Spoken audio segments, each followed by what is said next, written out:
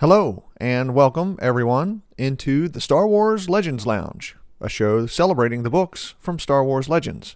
I'm Aaron Moats. On today's episode, in the aftermath of the Clone Wars, Emperor Palpatine has ushered in an era of peace and order throughout the galaxy. Peace through fear. And to maintain that order is the Emperor's new weapon, a mysterious cloaked being in a black mask. It's Dark Lord, The Rise of Darth Vader by James Luceno. No listener questioned this episode, but we did get some Legends news this week. The third wave of Lucasfilm's Essential Legends collection was announced, and we have some doozies. Dynasty of Evil by Drew Karpyshyn wraps up the Darth Bane trilogy. Book 2 of Michael Stackpole's Rogue Squadron series, Wedge's Gamble. And then two of the most popular one-off books from the Legends line, Kenobi by John Jackson Miller and Darth Plagueis by James Luceno. If you haven't seen the announcement, check it out online.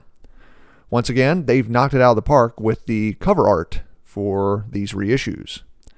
Look forward to the third wave of the Essential Legends collection to be released April 5th, 2022. Now, before we start, if you have a question or a message you'd like me to answer on the podcast, please contact the show. You can email me at swlegendslounge@gmail.com or send me a tweet at legendslounge1. Now it's time for today's book, Dark Lord, The Rise of Darth Vader by James Luceno. Grab a drink. Let's head in to the Star Wars Legends Lounge.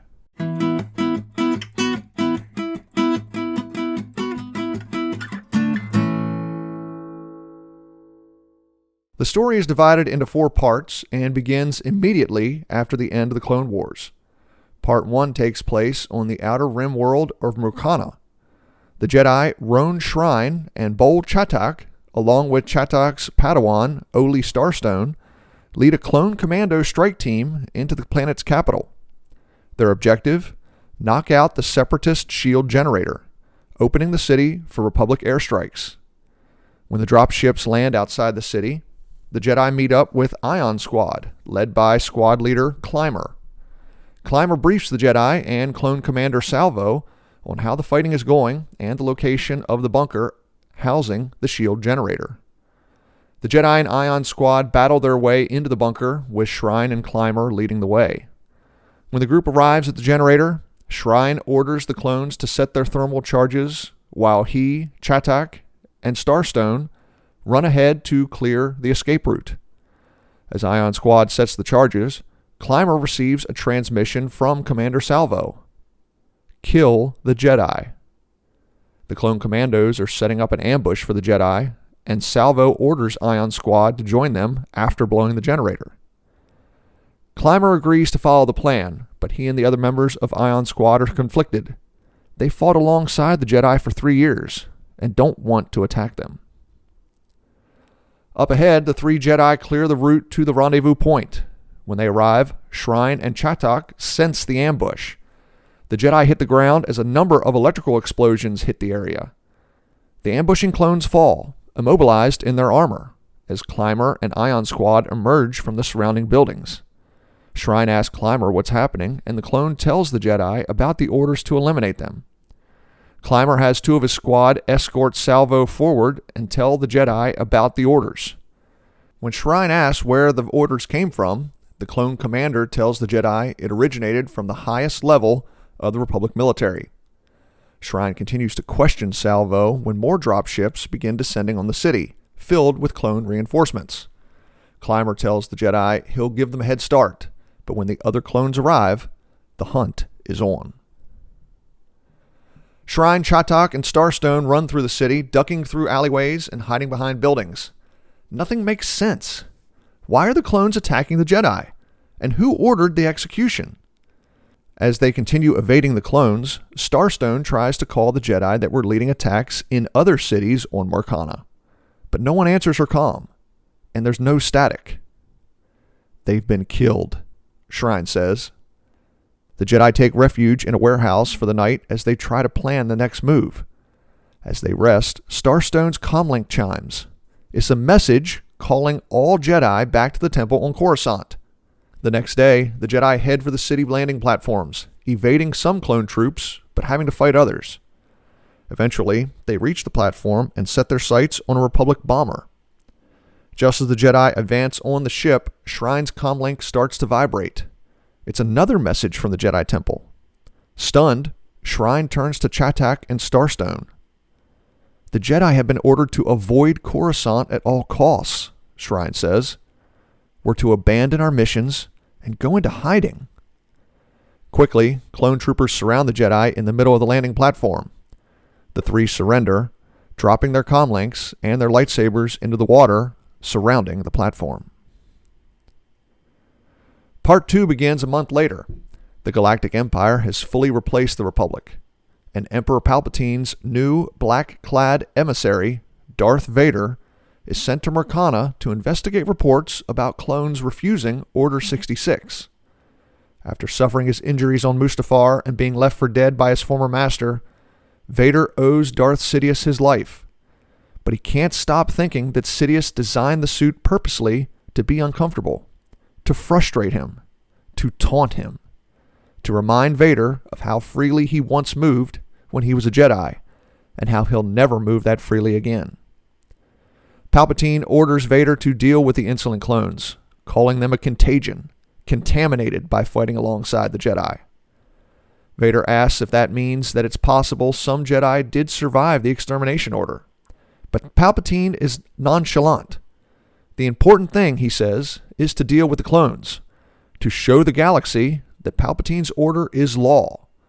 But if Vader should happen to come across any Jedi, the Emperor gives him permission to eliminate them. On Murkana, the Jedi are being held prisoners with a group of separatist mercenaries and native fighters. The prisoners watch a shuttle land near the camp and a tall, black figure descend the ramp.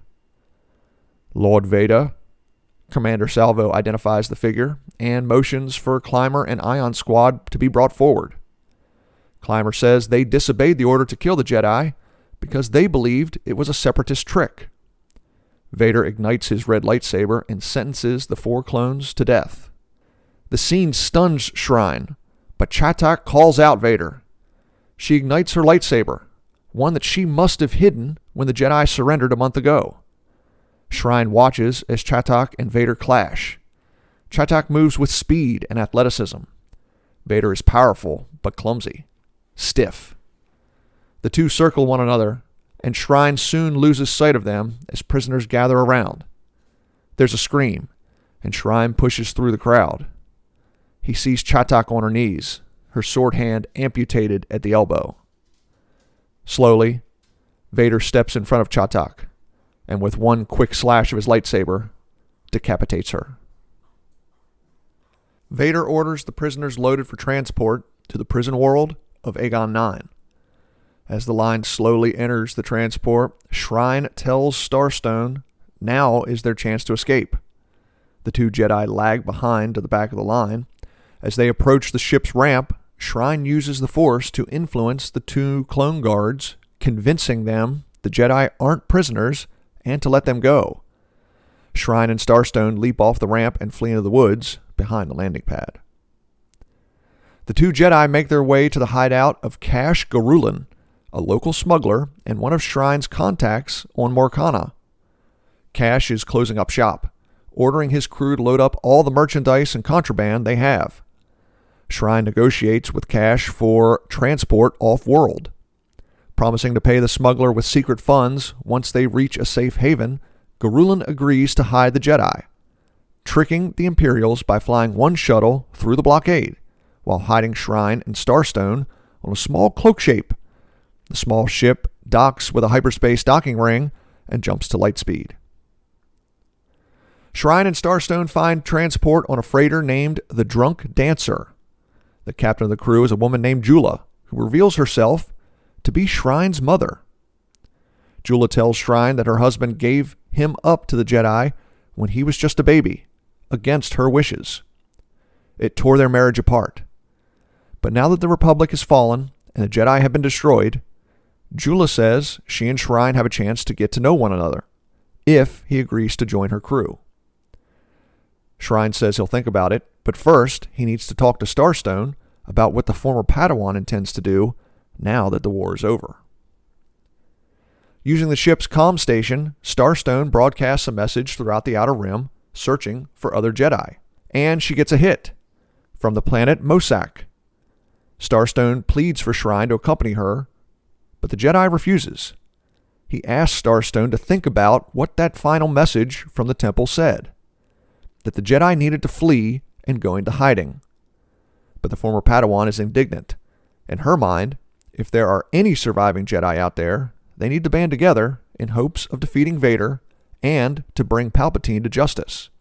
She tells Shrine he needs to remember his Jedi oaths, but again, Shrine refuses. Meanwhile, the drunk dancer arrives at the rendezvous point only to discover the ship housing the Jedi refugees under Imperial attack. A firefight ensues, with the freighter providing cover for the Jedi transport while trying to keep Imperial fighters off their tails. Jula proposes a risky maneuver. Clear the freighter's landing bay so the transport can fly straight into the cargo hold. Both ships sustain considerable damage, but the plan works. With the transport safely on board, Jula orders the jump to hyperspace. Part 3 begins on Coruscant.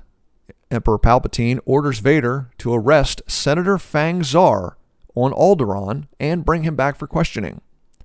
Zar was one of 2,000 senators that signed a petition requesting that Palpatine now fulfill his promise and relinquish the powers the Senate granted him at the beginning of the war. Imperial security had ordered Zar to remain on Coruscant for continued questioning, but the senator escaped and fled to Alderaan, where he's hiding out at the royal palace. Imperial intelligence shows Zar contacted a smuggler from Morkana named Cash Garulin. A connection, Palpatine thinks, with Vader's fugitive Jedi. On the Drunk Dancer, Shrine and Starstone meet with the 6 refugee Jedi who tell a familiar story. The clone troops they were fighting alongside suddenly turned their weapons on the Jedi and tried to kill them. Starstone says she wants to try to find others who might be out there. But Shrine reiterates, the last message told the Jedi to scatter and to go into hiding. But Starstone and the other Jedi disagree. They want to find others and bring Palpatine to justice. When they emerge from hyperspace, Shrine bids Starstone and the Jedi good luck. He is going to stay on the Drunk Dancer while the Jedi leave on their transport. For Shrine's first mission, Jula tells her son that Senator Fang Zar needs transportation from Alderaan to his homeworld of Cern Prime. The catch? There are crowds of protesters throughout the city, and Zar doesn't want to put Senator Bail Organa or Queen Briha in any difficult political situation.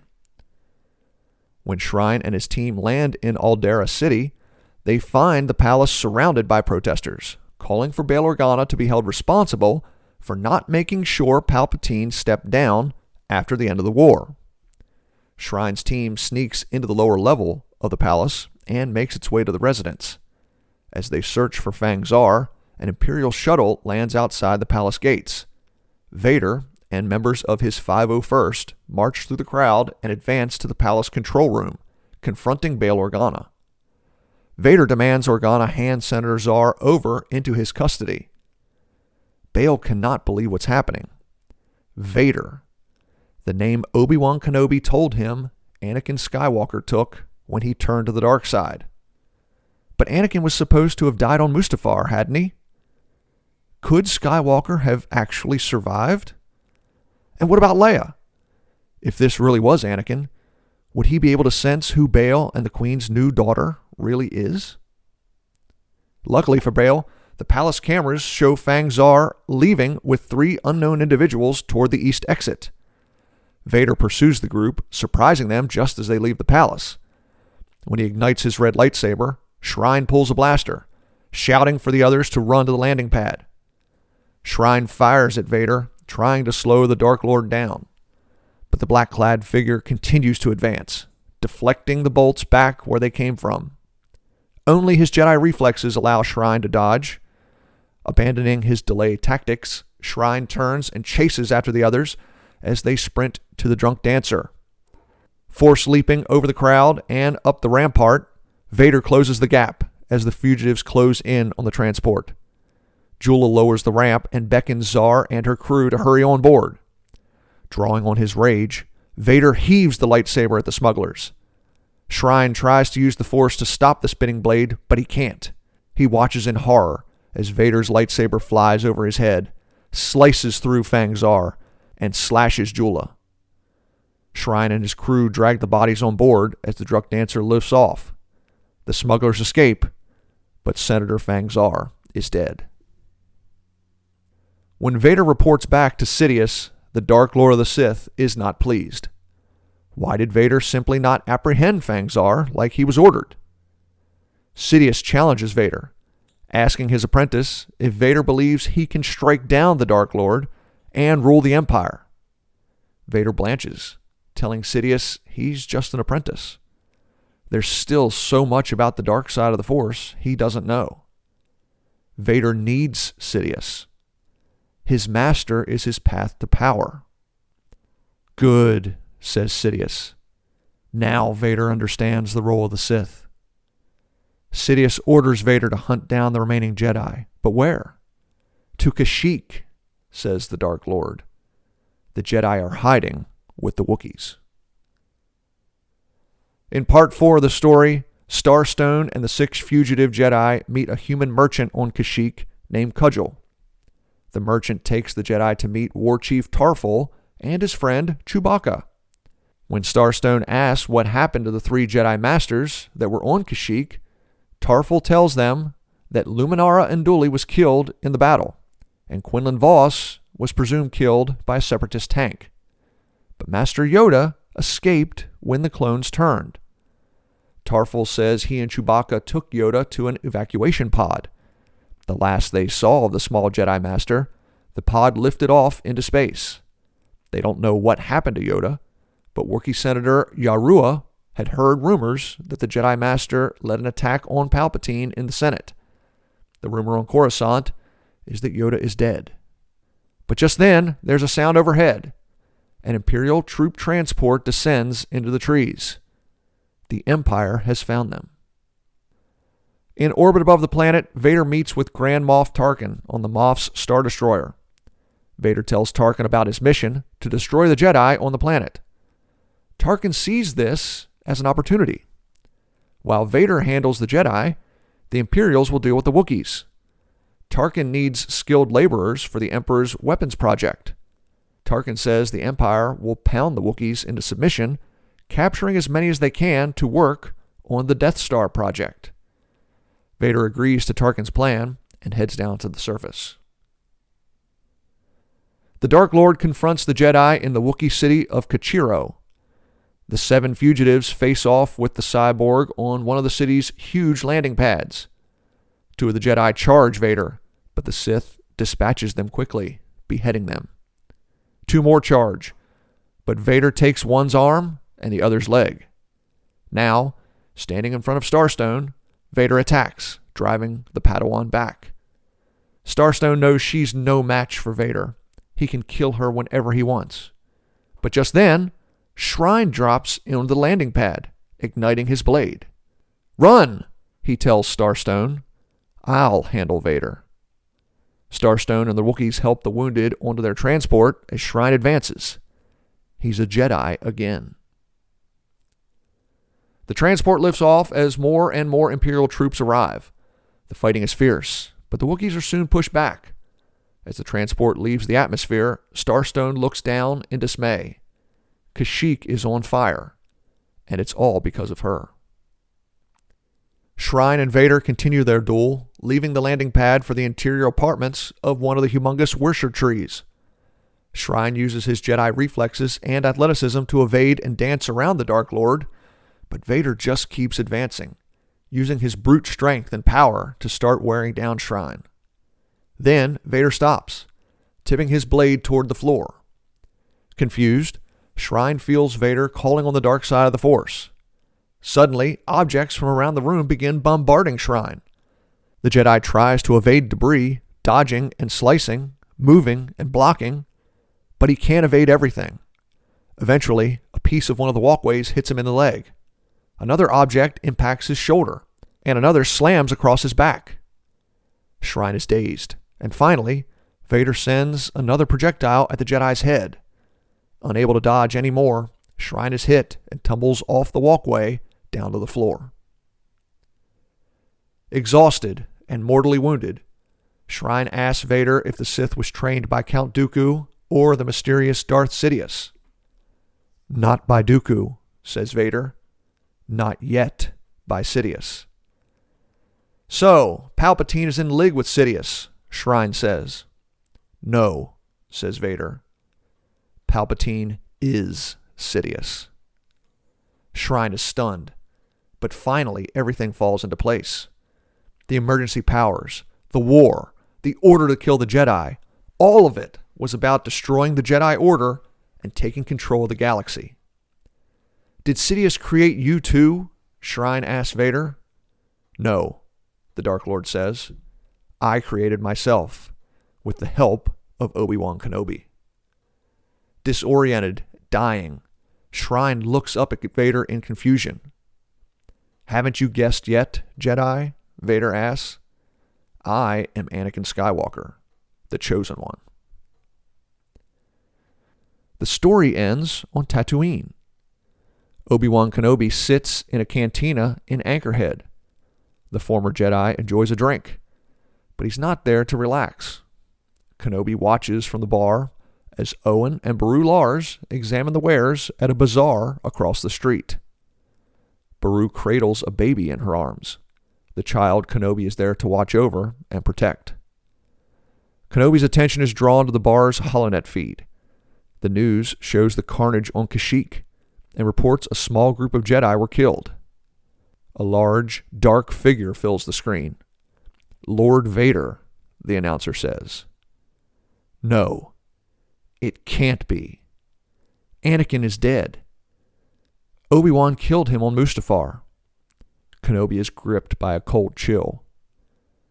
"Anakin lives?" Kenobi turns back to the bazaar to keep vigil over Owen, Beru, and the child. Time for a break. When we return, I'll talk a little more about Dark Lord, The Rise of Darth Vader by James Luceno. I'm Aaron Moats. You're listening to the Star Wars Legends Lounge.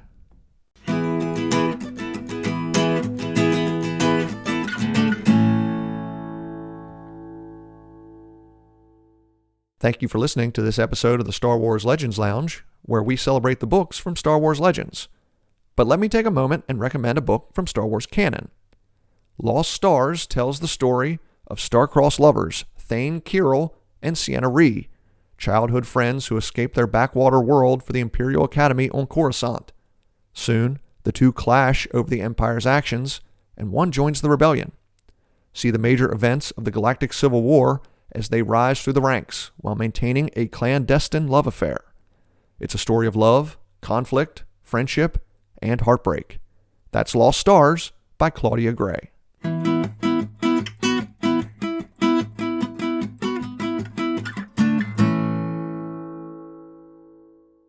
Welcome back into the Star Wars Legends Lounge, the show that celebrates the books from Star Wars Legends.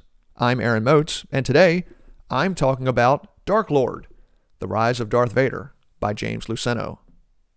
This book is an excellent read. As many people know, James Luceno is one of the more popular authors from the Star Wars Legends line of books, most especially with Darth Plagueis. But he did others as well.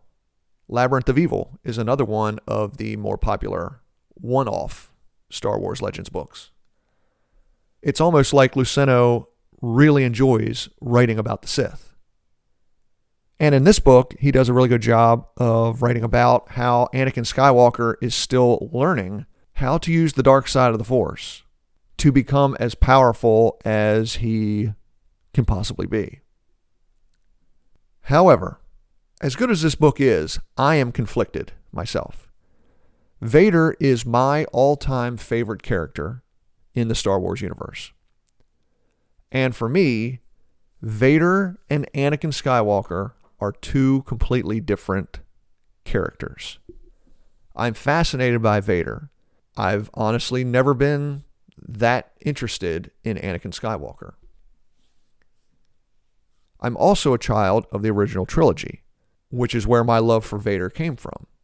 And for me, one of the things I think George Lucas was really smart about was limiting the amount of Vader we got in the original trilogy movies. I think Vader's impact is so great because he's not used a whole lot. I believe it's a total of about 30 minutes over the first 3 films. And because of that, I'm always wary when Vader is used in the books, be it legends or canon. I think one of the missteps so far with Star Wars publishing since Disney bought Star Wars is how much Vader content they put out there. I think they put out way too much. And for me, it lessens Vader's impact when he's brought onto the page. I mean, there are, 3 different Darth Vader comic lines? There is the Lords of the Sith novel. He shows up in some of the Thrawn books, some of the newer Thrawn books, the canon Thrawn books.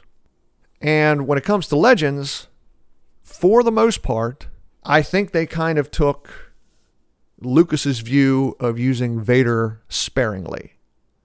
Of course, this book is one of the exceptions. Vader is one of the 2 main characters. And one thing for me, when Anakin Skywalker fell, it's like what Obi-Wan Kenobi said in A New Hope. Vader betrayed and murdered Anakin Skywalker. For me, once Anakin fell, he was no more. Now, I understand there was going to have to be some sort of transition period. We did see that at the very end of Revenge of the Sith, when Vader first rises off the table and asks about Padme. Obviously, there are still some remnants of Anakin in there at that time. So because of that, I am willing, in the immediate aftermath of the Clone Wars, to concede that there's going to be some sort of feeling out period for Vader. There is going to be some sort of memory of Anakin Skywalker. But again, for me, Vader just has much more of an impact when he is used very sparingly. But as far as this book goes, as I said before, Luceno does a great job of writing about the Sith. The interactions between Sidious and Vader are dripping with tension. You can tell Sidious wants Vader to open up more to his emotions, to let his anger and his rage fuel his access to the dark side of the Force, and thus gain more power. Sidious even tells Vader a few times, if you cannot do this, then I will need to find a new apprentice. Of course, Vader knows that means he will be killed. So those scenes are some of the best in the book. While I like the characters of Shrine and Starstone and some of the other fugitive Jedi, because they are only in this book, it gives me the feeling that they're not really that important. They just happen to be the ones on this outer rim planet that are able to escape Order 66, which is another small pet peeve of mine, whether it be in Legends or canon, the number of Jedi that seemingly escape Order 66. For me, I think it is much more impactful that we really only know that Kenobi, Yoda, Luke, Leia, and maybe only 1 or 2 others. Okay, yes, Kanan Jarrus in Rebels survived. Ahsoka Tano survived. And for those of you that play the video games, Cal Kestis survived Order 66. Okay, it's realistic that a handful will survive.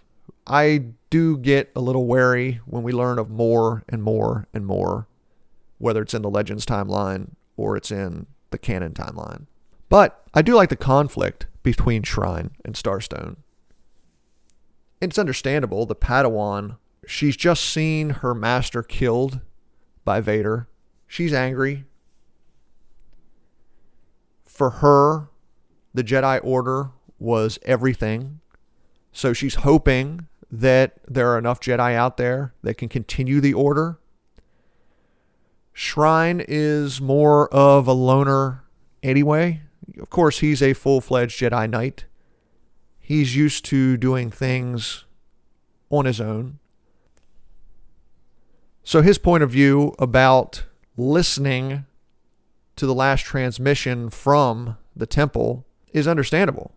Look, we've been ordered to go into hiding. The dark side has fallen over this galaxy. We need time to regroup, time to figure out how to bring down the Empire. That may take years. That might take decades. That might take centuries. It took centuries for the Sith to take over the galaxy. It might take centuries for the Jedi Order to come back. So the conflict between he and Starstone is also one of the interesting parts of the book. As you know, I don't ever say something is good or bad, but what works for me in this book is the tension between Sidious and Vader and the tension between Shrine and Starstone. And I think it works because the setting of the book is directly after the fall of the Republic. The things that don't really work for me in this book are, again, the number of Jedi that survive Order 66. Some of Vader's introspection, his memories of being Anakin Skywalker. I do understand there's going to be some. He's just turned. But as I said before, for me, when Vader rises, he is a completely different character. And I think that he's able to squash most of the memories of Anakin Skywalker almost immediately. One other small little thing in this book that is not my favorite is the explanation that the clones were not forced to turn. I understand why. This book was published a year after the release of Revenge of the Sith. And in the movie, there is no mention of the inhibitor chips inside the clones that make them turn on the Jedi immediately. Maybe at that time, George Lucas didn't even think about the inhibitor chips. So in this book, it's simply an order, and Clymer and Ion Squad simply refuse the order. They say, this doesn't make any sense. We're not doing it.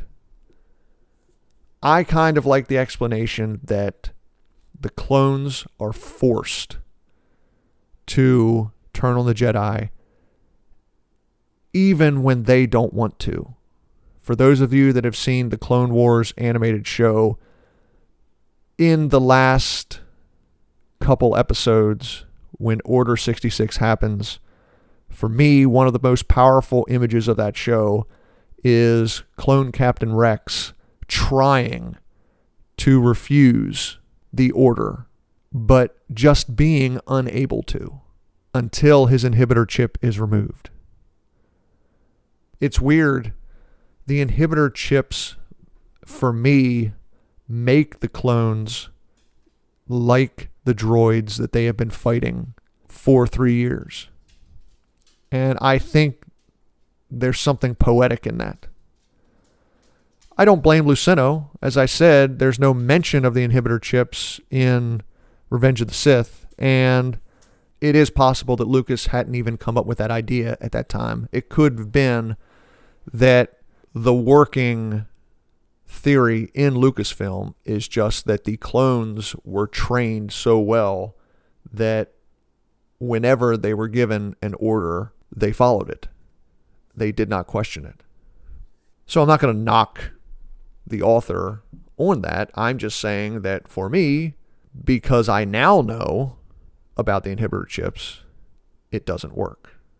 But still, I know a lot of times in my analysis, I will point out the little nitpicky things that don't quite work for me. But I think most of you know already how much I love Legends books. And this is one of the best. It is.